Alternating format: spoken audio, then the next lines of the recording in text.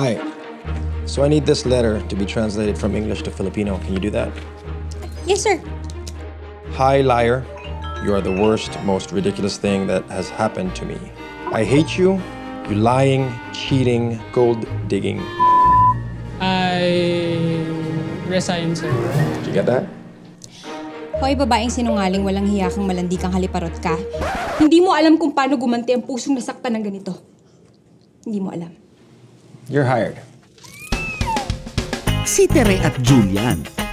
I will give you $1,000 for the entire tutorial service. 43,000 pesos para turuan ka mag-Tagalog?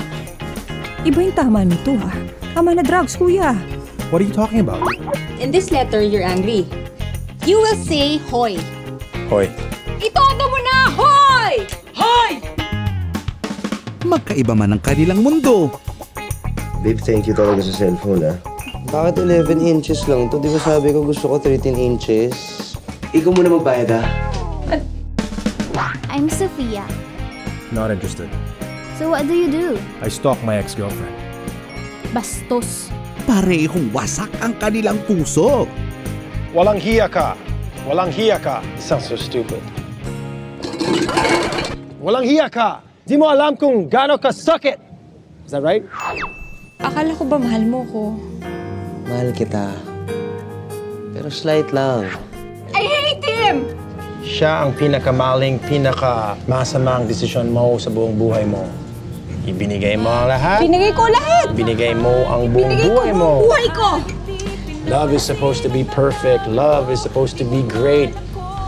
Trey, love isn't supposed to be cruel. Eh, cruel siya sa ating dalawa eh.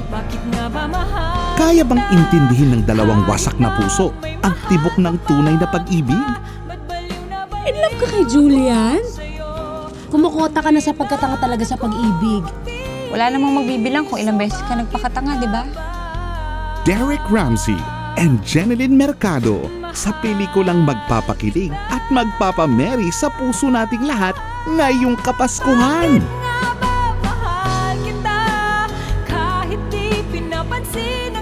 Hoy, babaeng sinungaling.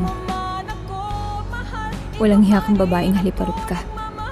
Hindi mo alam kung paano gumanti ang pusong nasaktan ng ganito. Hindi mo alam. English only, please. Directed by Dan Villegas. Baka meron dyan mag-isa lang. Walang boyfriend, walang asawa, walang kamag-anak. O, isa na lang, larga na.